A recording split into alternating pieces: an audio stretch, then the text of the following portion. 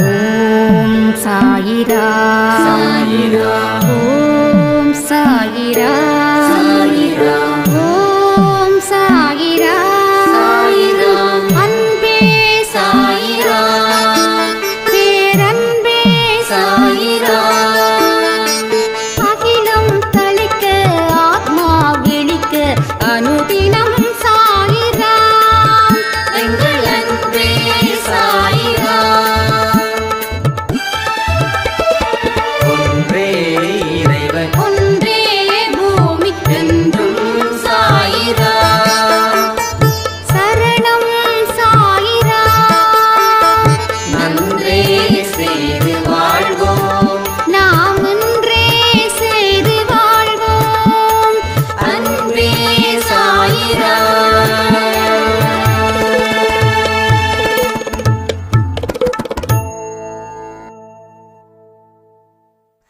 சாயிராம். என் உயிரின் உயிரானவர்களே, எங்க அளவுக்கு அதிகமா நாம ஆசைப்படுறோமோ அங்க அளவுக்கு அதிகமா துன்பங்கள் இருக்குது. அதனால ஜாக்கிரதையா இருங்க.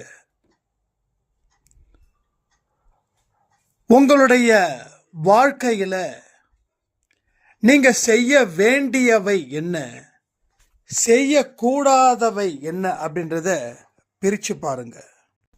ஸோ நிலையான சந்தோஷம் எங்க இருக்கு தெரியுமா? நம்ம மனசுக்குள்ள இருக்குங்க. நம்ம மனதில் இருக்கக்கூடிய மகிழ்ச்சியை வெளிப்படுத்த தெரியாமலே நாம இருக்கிறோம். ஒன்று தெரியுமா? ஆனந்தமான வாழ்க்கைய வாழ்ந்தா மட்டும்தான் இறைவனை கூட காண முடியும். ஆனா மனுஷங்க அளவுக்கு அதிகமா சிந்திக்கிறதால வாழக்கூடிய வாழ்க்கையில இருந்து தனித்து விடப்படுகிறார்கள். வாழ்வின் தன்மை எப்படிப்பட்டது? வாழ்க்கையோட இணைந்து வாழணும். மனசை எங்கேயோ வச்சுக்கிட்டு இங்க வாழ்ந்தா நம்ம வாழ்க்கைக்கும் நமக்கும் சம்பந்தம் இல்லாத ஒரு வாழ்க்கைய வாழ்ந்துகிட்டு இருக்கிறதால இந்த துன்பங்கள் தொடர்கதையா இங்க நிக்குது. சாயப்பாவோட அருள் பெற்றவர்களா இருக்கக்கூடிய உங்களுக்கு நான் சொல்லக்கூடிய ஒரே விஷயம், அளவுக்கு அதிகமாக சிந்திக்காதீர்கள். வாழ்க்கைய அதன் போக்குல விடுங்க. சரி பண்ண வேண்டிய இடத்துல சரி பண்ணுங்க. சரி பண்ணியாச்சா நிம்மதியா டிராவல் பண்ணுங்க. சரி பண்ண முடியலேன்னு நினைக்காதீங்க. வாழ்க்கை இப்படி போயிட்டு இருக்கிறதுன்னு நினைக்காதீங்க. அடிப்படை தன்மை மகிழ்ச்சியாக இருப்பது மட்டுமே. நம்ம என்ன பண்றோம்? ஒரே மாதிரி கோட்டுக்குள்ளதான் போகணும், வளைவெல்லாம் ஆகாதுன்னு நினைக்கிறோம். எங்கேயாவது ஒரே இடம் ரோடு எங்கேயாவது இருக்கா? சரி, மரம் தான் இருக்கே. இந்த பனைமரத்தை தாண்டி மற்ற எல்லா மரத்தையும் பாருங்க எப்படி இருக்குதுன்னு. ஒரு கோலம் கூட நேரா போட்டால் நல்லா இருக்குமா? இல்லை ரவுண்டு ரவுண்டாக போட்டு அதுக்கு ஒரு அழகு கொடுத்தா நல்லா இருக்குமா? ஸோ நெளிவு சுழிவு இல்லாத வாழ்க்கை எங்கேயுமே இல்லை. ஆனால் ஒரு இடத்துலையும் நாம் ஒரு விஷயத்தை சந்திக்கும் போது நாம் என்ன பண்ணுறோம்? துன்பங்கள் என்ன விழுங்குதுன்னு நாம் நினைக்கிறோம். அதனாலேயே நம்ம மூட் ஆஃப் ஆயிடுறோம். எதையுமே சரி பண்ண முடியாத அளவில் நம்ம நிற்கிறோம். அப்போ உன் மனதை சரி பண்ணு, உன் வாழ்க்கை சரியா இருக்கும். உன் மனதை சரி பண்றதை விட்டுட்டு நீ மற்றதை சரி பண்ணா உன் வாழ்க்கை எப்படி இருக்கும்? இன்னைக்கு ஒரு சாய்ராம் சொன்னாங்க,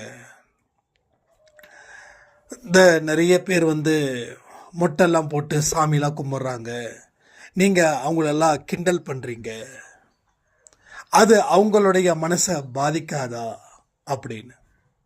உண்மையிலே மனசை பாதிக்கும். ஆனா நம்ம மூட நம்பிக்கைக்கு எதிரானவர்கள் தானே. அவங்கவுங்களுடைய நம்பிக்கை எப்படிப்பட்டதோ அப்படிப்பட்டது இருக்கட்டும், நான் வேண்டான்னு சொல்லல. ஆனா இதனால தான் என் வாழ்க்கை மாறும், வேற எதையும் நான் செய்யற அளவுக்கு என்னோட தகுதிகள் இல்லைன்னு சொல்றவங்களுக்கு தான் அந்த விஷயத்தை நான் சொல்றேன். நீங்கள் மொட்டை அடிங்க, நோ ப்ராப்ளம். அங்க பிரதட்சணம் பண்ணுங்க, நோ ப்ராப்ளம். இதெல்லாமே சயின்ஸு. மொட்டை அடிக்கும்போது இன்னும் கொஞ்சம் க்ரோத்திங் நல்லா இருக்குன்னு சொல்லுவாங்க. எல்லாமே சயின்ஸ் இருக்குது. அங்க பிரதட்சணை பண்ணும்போது உடம்பு இதில் மண்ணில் படுது, அது மூலமாக கிடைக்கக்கூடிய பலன்கள் எல்லாமே இருக்குது. எல்லாமே science. It's a pure science இது. பட் கடவுள் பேரை சொன்னால் மனுஷன் செய்வான்றதுக்காகத்தான் அதை கொண்டு வந்தது. மற்றபடி நம்ம கிண்டலோ எதுவும் பண்ணலை. நம்ம என்ன சொல்கிறோம், இன்னும் மௌன விரதத்தை ஆதரிக்கிறோம், விரதத்தை ஆதரிக்கிறோம். ஆதரிக்காமல் இருக்கோமா? ஏன் ஆதரிக்கிறோம்? வாரத்தில் ஒரு நாளாவது உன்னுடைய உடம்புக்கு ஓய்வு கொடு, உடலில் உள்ள இருக்கிற உறுப்புகளுக்கு ஓய்வு கொடு. கொஞ்சம் வயசில் பெரியவங்களா இருந்தால் மாதத்திற்கு ஒரு நாள். பட் அல்சரு, கேஸ்ட்ரிக்கு இதெல்லாம் இருக்கிறவங்க கொஞ்சம் பார்த்து இருங்க. நல்லபடியாக ஆரோக்கியமாக இருக்கணும், நோய் நொடி இல்லாமல் இருக்கணும்னா மாதத்தில் ஒரு நாள் வைத்த பட்டினி போடணும். இதெல்லாம் பியூர் சயின்ஸ் இது. ஸோ நம்ம மூட நம்பிக்கைக்கு எதிரானவர்கள் தான், ஓகேங்களா? அதில் எந்த மாற்றமும் இல்லை. ஆனால் மொட்டையும் போட்டுக்கோங்க, ஆனால் மனசில் இருக்கக்கூடிய விஷயத்தையும் சரி பண்ணுங்கன்னு நம்ம சொல்கிறோம். நான் எதையுமே யாரையுமே கிண்டலோ ஏதோ பண்ணலை. ஒரு சைராம் தம்பி தப்பாக நினச்சிக்காதீங்க, நான் நிறைய பேருக்கு ஷேர் பண்ணுறேன். பட் அவங்களுடைய அந்த நம்பிக்கையை குலைக்கிற மாதிரி பேசுகிறதா இருக்குது, அவ்வளோதான், வேற ஒன்றும் இல்லை. நாங்கள் கண்டிப்பாக உங்களுக்கு பதில் நான் இதில் சொல்கிறேன். மூட நம்பிக்கைக்கு எதிரானவர்கள் நாம். அடுத்தது அவங்கவுங்க நம்பிக்கையில் நாம் இது தப்பு இது சரின்னு சொல்லலை. ஆனால் அதற்கு முன்னாடி ஒரு சில விஷயங்கள் இருக்குது. மனசை சரி பண்ணாமல், வாழ்க்கையில் இருக்கக்கூடிய பிரச்சனைகளை சந்திக்காமல், இந்த மரத்தை சுற்றுறதாலேயோ மொட்டை அடிக்கிறதாலேயோ பிரச்சனைகள் தீருவது இல்லை. இதை நீங்கள் உணர்ந்துக்கிட்டீங்கன்னா நான் சொல்லக்கூடிய விஷயங்கள் உங்களுக்கு நல்லபடியாக ஒரு பொருளை தரும். நம்ம கடவுள் இல்லைன்னு சொல்லலை, கடவுள் இருக்கிறாருன்னு சொல்கிறோம்.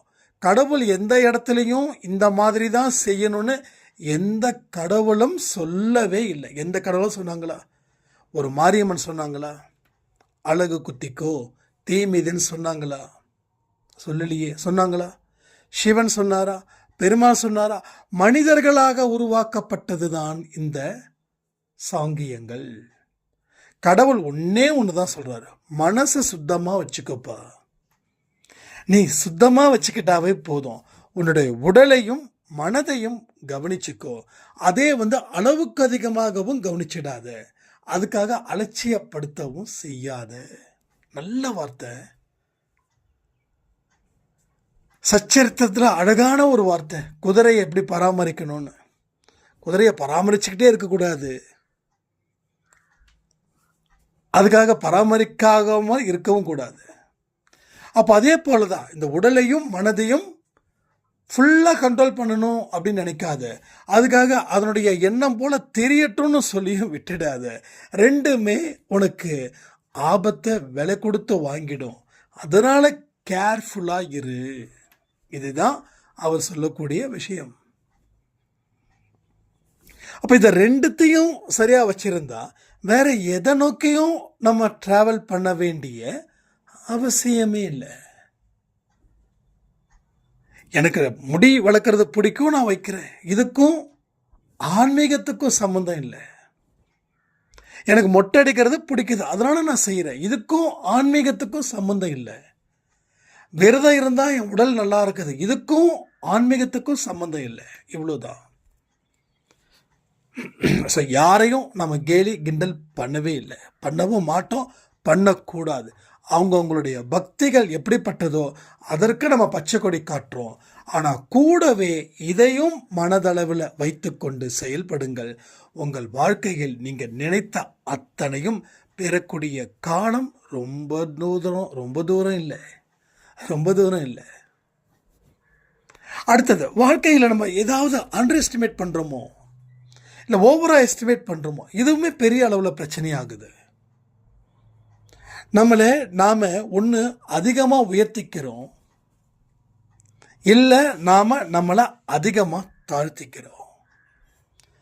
அதிகமாக உயர்த்துவதும் அதிகமாக தாழ்த்துவதும் ஒரு மனுஷனை வீழ்த்துவதற்கு சமம். அப்ப எல்லாமே சரி சமமான மனநிலையில இருந்து பாருங்க. ரொம்ப நல்ல வார்த்தை அந்த வார்த்தை, அந்த சரி சமமான மனநிலை.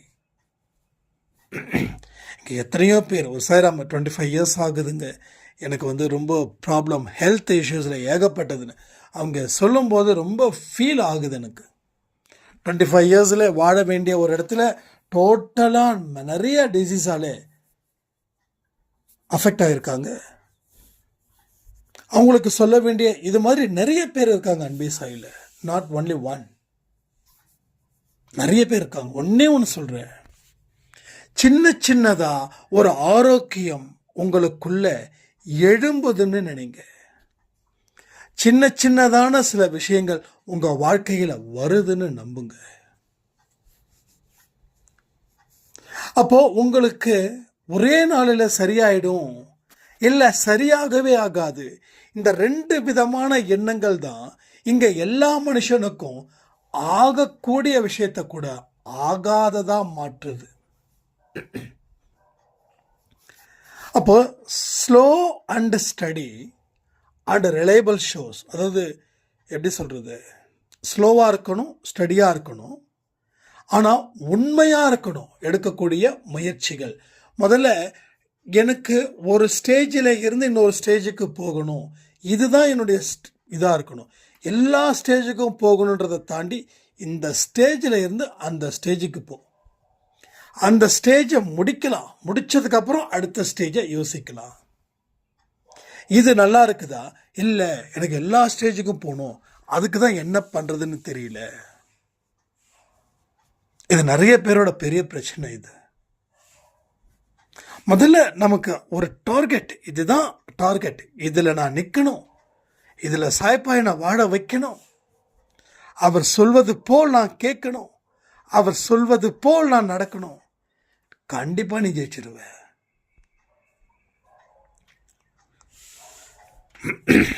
அப்போ நீ இந்த இடத்துல உன்னை உயர்த்திக்கவும் இல்லை, தாழ்த்திக்கவும் இல்லை. உன்னால என்ன முடியுதோ அதுல மட்டும் உன்னுடைய கவனத்தை முழு மனதோட வைத்து உன்னோட செயல்களை நீ ஆரம்பிக்கிற. இது முழு மனதுடன் செயல் புரியும் போது ஒரு மனிதனுக்கு வெற்றிகள் குவிக்கப்படும், தோல்விகளே வராதுங்க. இந்த பேட்டர்னை நீங்க ட்ரை பண்ணி பாருங்க. முழு மனதுடன் செயலை ஆரம்பிக்கும் போது பொறுமையாகவும் நிதானமாகவும் பதட்டம் இல்லாமலும் செய்ய கற்றுக்கொள்ளும் போது, அதற்கு தகுந்த மாதிரியான வழிபாட்டு முறைகளும் பிரார்த்தனைகளும் செய்யும் போது உங்க மனசுல ஒரு விதமான வேகம் ஸ்டார்ட் ஆகும். ஒரு ஃப்ளைட்டு கூட கிட்டத்தட்ட 5000 அடி 6000 அடி பறக்குதுன்னா அடுத்த செகண்டே போகாது. எப்படி போகுதுன்னு தெரியும் உங்களுக்கு எல்லாருக்கும். கீழே இருந்து தான் மேலே போகுது. அதே மாதிரி இறங்கும் போது மேலே இருந்து தான் கீழே படிப்படியாக இறங்குது. ஸோ இயற்கை நிறைய பாடத்தை கற்றுக் கொடுக்குது, மனிதனுக்கு அந்த பாடம் புரியல.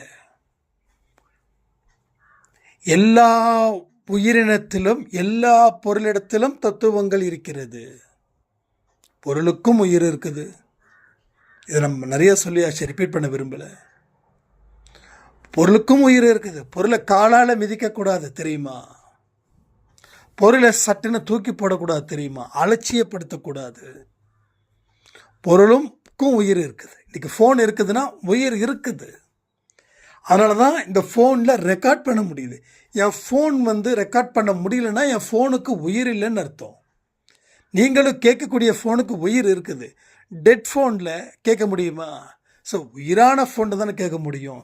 அப்போ அந்த இடத்துல ஒரு தத்துவம் இல்லையா? இதுக்கு உயிர் இருக்குது, இயங்குது. 5 வருஷத்துக்கு முன்னாடி ஃபோனை வாங்கியிருப்போம், அது எங்கேயாவது கிடக்கும், அதுக்கு உயிர் இல்லை, அதனால செத்து போயிடுச்சு. ஆனால் அந்த உயிர் இல்லாத பொருளை ஏன் வச்சுருக்கீங்கன்னு தெரியல. கேட்டால் அந்த காலத்தில் 20,000க்கு வாங்கினது இது எப்படி தூக்கி போட முடியும்? நான் ஒன்று சொல்லட்டுமா? விலை மதிப்பு மிக்க மனிதன், விலையே மதிக்க முடியாது, அவன் இறந்தா என்ன பண்ணுறோம்? வீட்டுக்குள்ளே வச்சுருக்கோமா? எங்கே கொண்டு போய் அதை அடக்கம் பண்ண முடியுமோ அடக்கம் பண்ணிட்டு வரோம் இல்லையா? அதே போல தான் பொருளுக்கும் 6 மாதமாக பயன்படாத எந்த பொருளை வீட்டில் வச்சிருந்தாலும் அது கொடுக்கக்கூடிய நெகட்டிவ் வைப்ரேஷன் வேற லெவலில் இருக்கும். ஸோ என்றைக்குமே நம்ம வீடு சின்னதோ பெருசோ முக்கியம் இல்லை, நம்ம மனசு தான் முக்கியம். ஒரு சின்ன வீட்டை கூட அரண்மனை மாதிரி வச்சுருக்க முடியும், பெரிய வீட்டை தான் வச்சுருக்க முடியணும்னு. இன்னும் சொல்லணும்னா சின்ன வீடு ரொம்ப வசதி, நம்ம பிடிச்ச மாதிரி அழகாக மெயின்டைன் பண்ணலாம். வீடு கொஞ்சம் பெருசாச்சுன்னா மெயின்டைன் பண்ணுறதுக்கே நமக்கு ஒரு இதாகிடும். அப்போ ஒன்று மட்டும் புரிஞ்சுக்கோங்க, கடவுள் நமக்கு என்ன தேவையோ அதை கொடுத்துட்டோம். அதை பயன்படுத்திக்க தெரியாமல் எல்லாத்தையும் எடுத்து வீட்டோட ஸ்லாபில் வைக்கிற மாதிரி வச்சுட்டோம். எல்லாத்தையும் இந்தப்பான்னு நிறைய பேர் பாருங்களேன், ஏகப்பட்ட பிரிக்காத பொருளை கூட வச்சுருப்பாங்க. ஒன்று அதை யூஸ் பண்ண மாட்டாங்க, யாருக்கும் கொடுக்கவும் மாட்டாங்க. ஸோ கொடுத்து பாருங்க ஜி, கொடுக்க கொடுக்க கொடுக்க சொர்க்கம் பிச்சுக்கிட்டு போகும் உங்கள் வாழ்க்கை, தெரியுமா? அதாவது வெற்றின்ற இடத்த சொல்கிறேன். எனக்கு எனக்கு எனக்கு அப்படின்னு சொல்லும்போது உங்களுக்கு ஒன்றுமே இல்லாமல் போயிடும். சேமித்ததும் சரி, சேர்த்து வச்சதும் சரி, கொஞ்சம் கொஞ்சம் கொடுக்க கொடுக்க பழகுங்க. நான் சொல்லட்டுமா, கொடுக்கறதால தான் என்னால் பெற முடியுது, கொடுக்கறதால தான் என்னால் பெற முடியுது. ஒன்றே ஒன்று சொல்ல கேட்டுக்கோங்க, நீங்கள் கொடுக்குற பைசா ப்ளஸ் எனக்குன்னு செலவு பண்ணக்கூடியது எல்லாமே எப்பயுமே அந்த அன்பே சாய் நம்பரில் இருக்கும். இப்போ ரீசண்டாக ஈரோடு போயிருக்கும்போது ஒரு மூளை வளர்ச்சி இல்லாதவர், இதை நான் சொல்லி காட்டுறேன்னு நினைக்க வேண்டாம், இது நம்ம குடும்பத்துக்குள்ளே ஏன் சொல்கிறோம் அப்படின்னா இதை நீங்களும் செய்யணும் தான். சத்தியமாக இது பெருமைக்காக கடவுள் சாட்சியாக நம்ம சொல்லலை, அந்த எண்ணமே கிடையாது. அப்போ எப்படி உங்களுக்கு தெரிஞ்சுக்கணும், அதுக்காக தான் இவ்வளோ தூரம் சொல்கிறோம். அவர் பசிக்குது, விஷ்ணு ஒருத்தர் இருக்கிறாரு மூளை வளர்ச்சி இல்லாமல், சாப்பாடு வாங்கி கொடுக்கலாமா, இதெல்லாம் கேட்கணுமா, வாங்கி கொடு. நான் மோஸ்ட்லி நான் வெளியில் போகிறது கிடையாது, ஆஃபீஸு அப்படி இப்படின்னு போயிட்டு இருக்கிறதால. ஸோ இந்த மாதிரி ஒரு பாக்கியம் எனக்கு கிடைக்கிறது இல்லை. அப்போ டக்குன்னு ஓகே ஒரு 200 ரூபாய்க்கு ஒரு சாப்பாடு இலையோட கொடுத்து இது பண்ணாங்க. அதே போல் ரயில்வே ஸ்டேஷனில் டிக்கெட் எடுக்கும்போது அங்கே இருக்கிற ஒரு இடத்துல இது முடிச்சுட்டு போகும்போது எடுக்கும்போது, தம்பி ஒரு டீ மட்டும் வாங்கித்தாங்க தம்பி அப்படின்னு சொன்னவொடனே விஷ்ணு சாய் டீ இந்தாங்க, டீ தானே வேணும், வேறு ஏதாவது பிஸ்கட் வேணுமா அப்படின்னு கேட்டதுக்கு, இல்லை தம்பி டீ மட்டும் போதும். இதெல்லாம் எனக்கு உடம்பு கண்ணு கலங்குதுங்க, ரொம்ப கலங்குது, ரொம்ப ரொம்ப கஷ்டமாக இருக்கு. விட்டா அழுதுருவன் போல இருக்கு. பசிச்சவனுக்கு தான் அது எல்லாமே தெரியும். பசியில் துடிக்கிறவன் டீ மட்டும் போதும்னு கேட்குறான்னா இப்போ எவ்வளோ கொலை பசியில் இருப்பான். பிஸ்கட் ஐயோ வேண்டாம் தம்பி வேண்டாம் தம்பி சாப்பிட முடியும், டீ மட்டும் போதும். இது என்ன ஆச்சு, டீ டீ கேட்குறாரு, விஷ்ணு டீ கேட்குறாங்க, டீ அந்த கடையில் அவங்க டீ கொடுக்குறாங்க. டீ கொடுத்துட்டு இவர் கொடுத்தவொடனே எவ்வளோங்கன்னொடனே அந்த டீ கடைக்காரர் புரிஞ்சுக்கிட்டாரு, இவருக்கு வாங்கி கொடுக்கல, அந்த ஏழைக்கு வாங்கி கொடுக்குறாரு. காசு வேண்டாம் வேண்டாம் தம்பி வேண்டாம் தம்பி, ஐயோ இல்லைங்க பரவாயில்ல தம்பி இருக்கட்டும் தம்பி, எனக்கு உடம்பு புல்ல இருக்குது. ஏன் நம்ம ஹெல்ப் பண்ண சொல்கிறோம் அப்படின்னா 4 பேருக்கு தெரிஞ்சால் அந்த 4 பேரும் ஹெல்ப் பண்ணுவாங்கள்ல. ஸோ நம்ம இருக்கிற இடத்துல நாம் மட்டும் சந்தோஷமாக இருந்தால் போதுமா? எவ்வளோ மடத்தனம், எவ்வளோ முட்டாள்தனம், எவ்வளோ அயோக்கியத்தனம் கூட நான் சொல்லுவேன். டெஃபினெட்லி இது அயோக்கியத்தனம். இந்த வேர்டு ரொம்ப பெருசாக இருந்தால் மன்னிச்சிருங்க. நான் மட்டும் சந்தோஷமாக இருந்தால் போதும், என் பையனுக்கு மட்டும் வேலை கிடைச்சா போதும், என் பையனுக்கு மட்டும் நல்ல மருமகள் கிடைச்சா போதும். இதெல்லாம் இப்படி நினைக்கிறது ரொம்ப தப்பு, ரொம்ப ரொம்ப தப்பு. என் மகன் மாதிரி யாரும் கஷ்டப்படக்கூடாது, அவங்களுக்கு நல்ல வேலை கிடைக்கணும். என் மகன் மாதிரி நிறைய பசங்க நல்ல பசங்களாக இருக்காங்க, அவங்களுக்கு நல்ல மருமகள் கிடைக்கணும்னு அந்த மாதிரி ஒரே ஒரு பிரார்த்தனை செய்யுங்களேன். அவங்க தலையெழுத்தையே கடவுள் மாற்றிடுவார். என்னடா அவன் இப்படி நீங்கள் பண்ணுறீங்க, தங்க கவசம் அணிவிக்கிறீங்க, தங்க தேர் எடுக்கிறீங்க, என்னங்க பயன் இதில்? 5000 ரூபா கொடுத்து தங்கத்தேர் எடுத்து ஃபோட்டோ எடுத்து ஸ்டேட்டஸில் வைக்கிறத தாண்டி வேறு என்ன பலனை நீங்கள் அடைஞ்சிங்க சொல்லுங்கள்? அதே 5000 ரூபாய்க்கு கணக்கு வச்சுக்கிட்டு நம்ம கண்ணுக்கு கண்டிப்பாக கடவுள் காட்டுவார், கண்டிப்பாக காட்டுவார். செய்யணும்னு விருப்பம் இருக்கிறவங்க முன்னாடி கடவுள் கண்டிப்பாக மனிதர்களை காட்டுவார். உணவு இருக்கும் இடத்தில் உயிர் இருக்கும். நீ உணவு கொடுக்கிற இடத்துல நீ உணவா மாறுற. புரியுதா உங்களுக்கு? அந்த இடத்துல விஷ்ணு வந்து உணவாவே மாறுறாரு, அதனால உயிர் வருது. புரியுதா?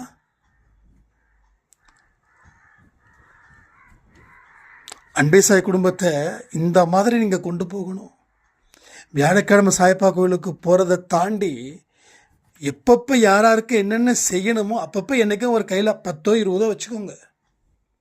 ஒரு 100 ரூபாய்க்கு நீங்கள் உங்கள் குடும்பத்துக்கு செலவு பண்ணீங்கன்னா ஒரு 10 ரூபா எடுத்து வச்சு 90 ரூபா செலவு பண்ணுங்கள். அந்த 10 ரூபா என்றைக்கோ கையில் இருக்கட்டும். ஏன்னா நீங்கள் உணவு உங்களை தேடி உயிர் வரும். அந்த உயிர் உங்களை வாழ வைக்கும்.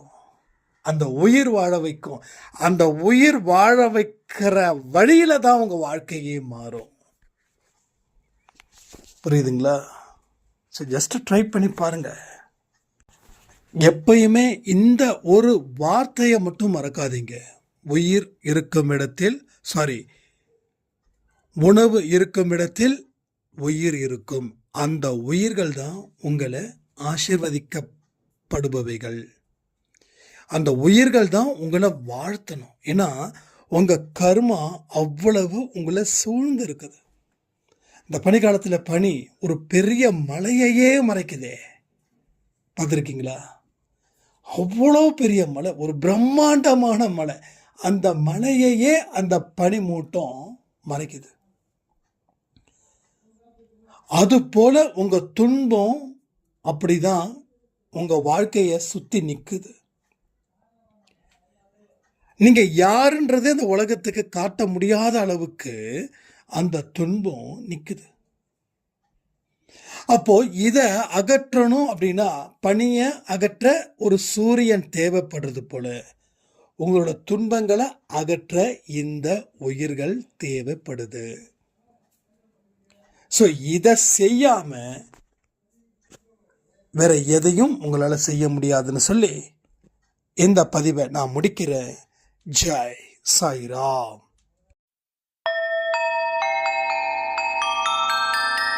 ஓம் சாயிரா சாயிரா ஓம் சாயிரா சாயிரா ஓம் சாயிரா சாயிரா அன்பே சாயிரா பேரன்பே சாயிரா அகிலம் தளிக்க ஆத்மா விழிக்க அனுதினம் சாயிரா எங்கள் அன்பே சாயிரா